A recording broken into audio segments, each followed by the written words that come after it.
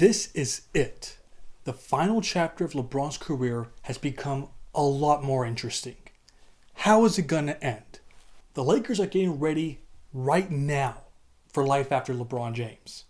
They are right to question if Anthony Davis was the right player to take that mantle.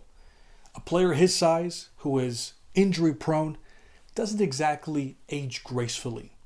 He was their biggest trade asset, and they set themselves up for the future by acquiring the most dangerous offensive weapon in the NBA. And he hasn't even reached his prime yet. The Lakers front office did their job. Now, how much legwork did they do? How much of it was luck? That's not important. Sometimes all you got to do is buy the lottery ticket. You did your job. And then sometimes the universe rewards you. But now the hard work really begins. Now it's time for the coaching staff and the players to figure out how to make this all work. But more specifically, I want to talk about LeBron James. In the final chapter of his career, he's receiving the greatest teammate ever from a talent perspective. And it'll be on him to see if he can make the most of it. This is the first time in his career that he can definitively say that I'm not the best player on my own team. Where 95% of the time, I'm going to be outshined by my own teammate. With Anthony Davis, some people believe that he was their most valuable player, especially this season, while others thought it was LeBron. That's probably more of a toss-up. But now, not even LeBron's biggest fans can claim that he's their best player. This is a brand new territory for him. This is not a role that he's used to playing. You are now the co-star. But that's not all. Your superstar teammate plays the same style as you do. He's a ball-dominant point guard. The possession usually starts and ends with him. He plays a similar style to another ex-teammate of his, Russell Westbrook.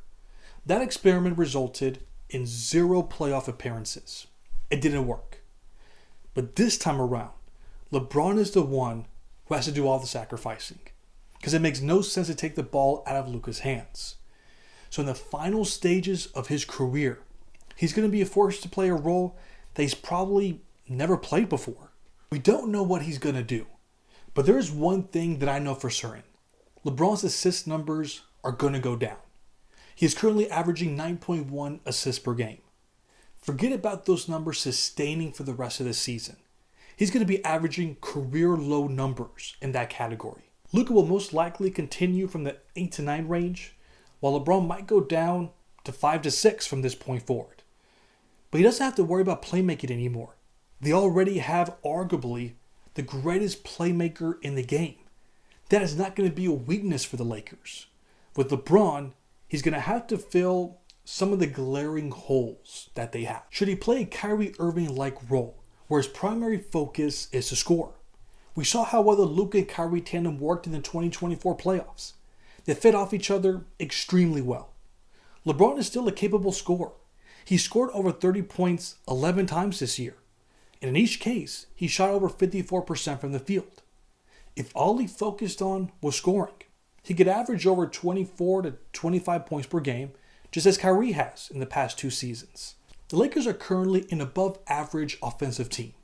With Luka, I could definitely envision them being a top 10 scoring team and then some. So there'll be plenty of opportunities for LeBron to contribute to a high-power offense. Or he could focus on another big weakness that they have. They have 0 rim protectors. They are losing a player who has the 3rd highest blocks per game and the 6th highest rebounds per game average. Only LeBron and Rui are averaging over 5 rebounds per game. Should JJ upgrade him to the 4 spot and have him become their primary rebounder? I could see him becoming a 20 and 10 guy. Just have him control the boards. He has all of a sudden become their best rebounder, and he has the size to excel in that role. And he has a chance to record his career high in rebounds in the final stages of his career. The biggest question is, will he be willing to change his game? We have seen this so many times with legendary players as they get older. They become stubborn. They're unwilling to change. It got them this far, so why change now? Throughout LeBron's career, it was his star teammate who's had to make sacrifices to play with him. just as Dwayne Wade, Chris Bosh, and Kevin Love. Now all of a sudden, it's him who's going to have to change his game to complement Luka's style of play. It's funny how life works. Unfortunately for LeBron, he's not going to have much time to figure this out. That's not just because we're already halfway through the season, but because he has no more than 2 seasons left in him. With this shocking deal that the Lakers made, there's even more pressure to win now, because the future of this team depends on it if they can entice Luka to stay.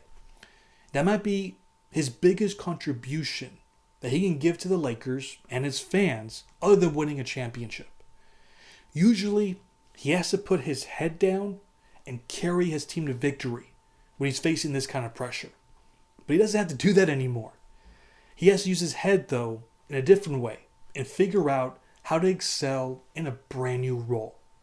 But we'll see if he's up to it.